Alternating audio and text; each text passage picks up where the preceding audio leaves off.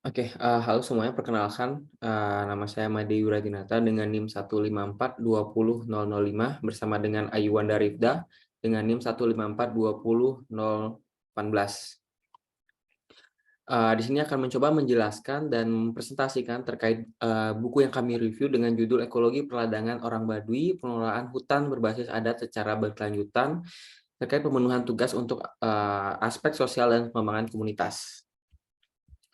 Oke, pertama itu ada outline dari, presentasi kami, di mana kami akan menjelaskan terkait gambaran umum, karakteristik, kemudian ada tipe kepemimpinan, kegiatan-kegiatan penting, kemudian juga ada perubahan-perubahan yang terjadi, dan juga kesimpulan.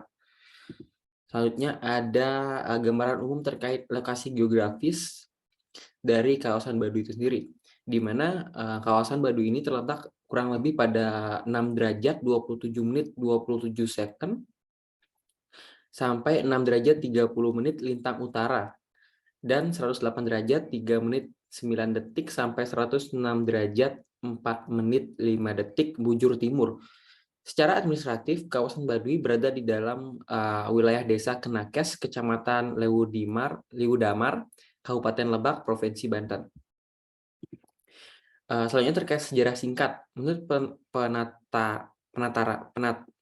penuturan para pemimpin adat Baduy, berpandangan bahwa orang Baduy adalah penduduk asli kawasan Mandala yang dianggap sebagai keturunan langsung dari manusia pertama yang diciptakan Tuhan di muka bumi. Orang Baduy atau orang Kenakes di Desa Kenakes, Banten Selatan adalah salah satu kelompok masyarakat Sunda yang masih tetap teguh memegang adat leluhur. Keduaan mereka berbeda dengan masyarakat Sunda pada umumnya. Orang Baduy ingin hidup sederhana dan mengelola lingkungannya secara mandiri untuk berladang atau yang di sini disebut dengan ngahuma, berdasarkan konsep dan praktik sistem konservasi alam asli dari leluhur mereka.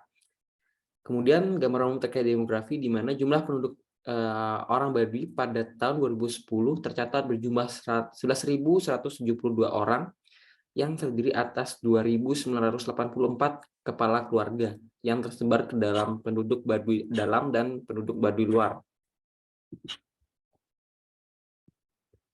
Selanjutnya adalah gambaran umum terkait agama.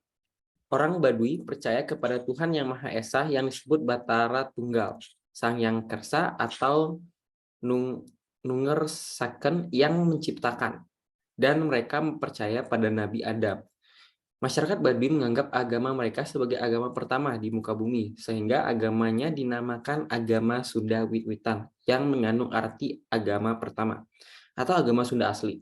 Serta agama Islam dan Nabi Muhammad dianggap berkembang belakangan atau setelah pernyataan mereka. Selanjutnya adalah gambar umum terkait pembagian zona wilayah Baduy. Secara umum, masyarakat Baduy membagi wilayah Kenakes menjadi 3 zona, yaitu zona bawah, zona tengah, dan zona atas. Sedangkan secara adat, kawasan Baduy dapat dibedakan menjadi 3 daerah, yaitu daerah Baduy Dalam atau daerah Tungtu, kemudian daerah Baduy Luar atau Penamping, dan daerah Dangka. Di mana daerah paling dalam merupakan daerah yang dianggap paling sakral dibandingkan dengan daerah-daerah lainnya. Kemudian selanjutnya adalah karakteristik. Yang pertama terkait karakteristik interaksi dan proses sosial. Yang pertama adalah kerjasama. Masyarakat Baduy berpegang pada sistem gotong royong. Hal ini terlihat dari beberapa hal, yang salah satunya dalam kegiatan berladang.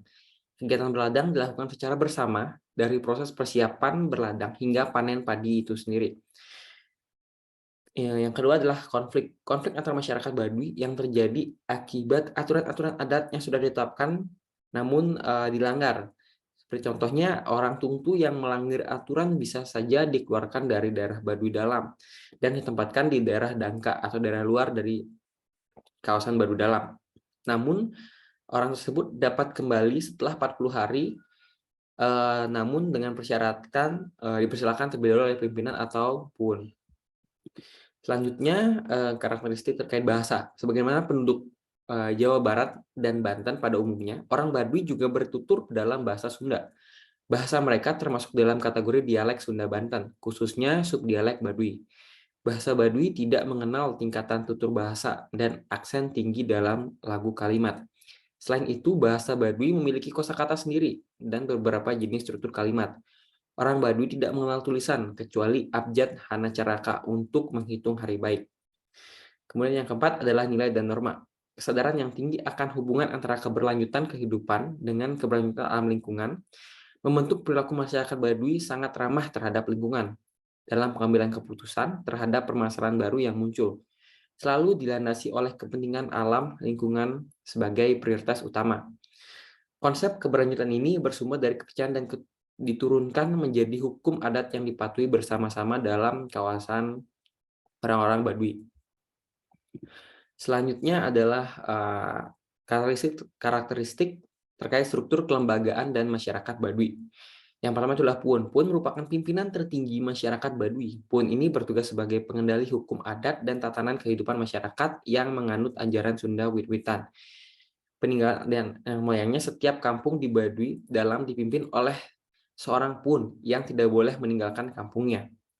Jabatan tersebut berlangsung secara turun-temurun, namun tidak otomatis dari seorang bapak diberikan kepada anaknya, melainkan dapat juga diberikan kepada kerabat lainnya.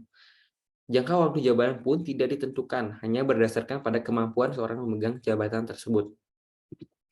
Selanjutnya adalah Jaro. Jaro adalah wakil pimpinan adat masyarakat Baduy. Jaro dibagi ke dalam 4 jabatan, yaitu Jaro Tangtu, Jaro Dangka, Jaro Tanggungan, dan Jaro Pemerintah. Jaro Tangtu merupakan bertanggung jawab pada pelaksanakan hukum adat pada warga Tangtu dan berbagai macam urusan lainnya. Jaro Dangka bertugas menjaga, mengurus, dan memelihara tanah titipan leluhur yang ada di dalam dan di luar Kenakes. Yang ketiga adalah Jaro Tanggungan, di mana Jaro ini adalah pimpinan dari Jaro Tangtu dan Jaro Dangka. Yang terakhir adalah Jaro Pemerintah.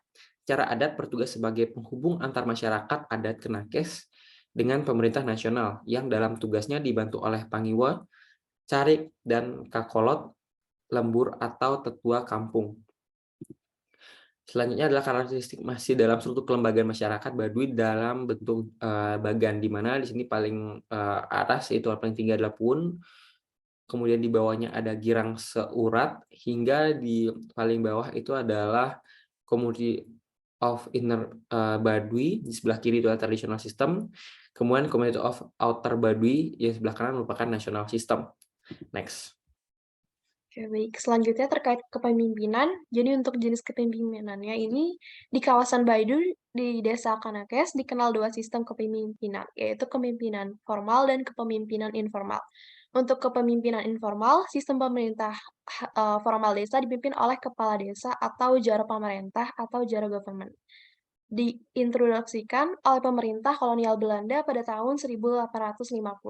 Yang kedua ada kepemimpinan informal.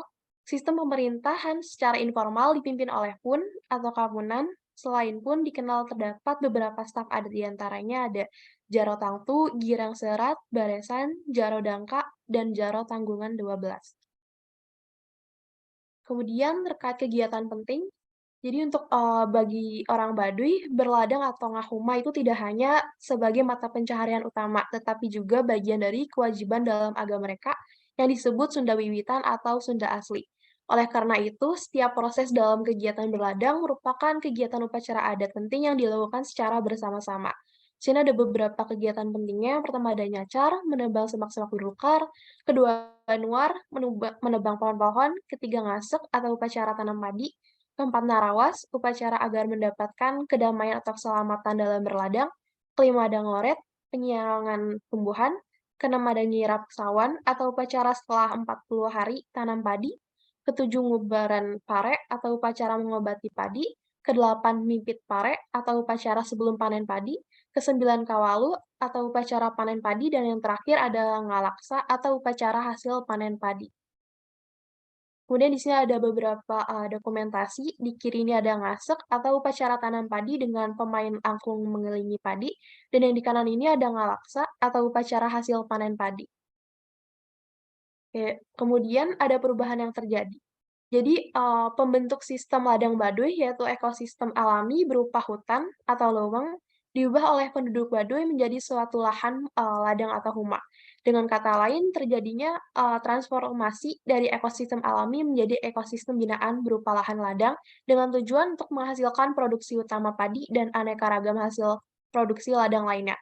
Maka berbagai proses sistem ekologi yang kompleks dari ekosistem hutan diubah menjadi sistem ekologi yang lebih sederhana oleh manusia dengan sistem sosial budayanya.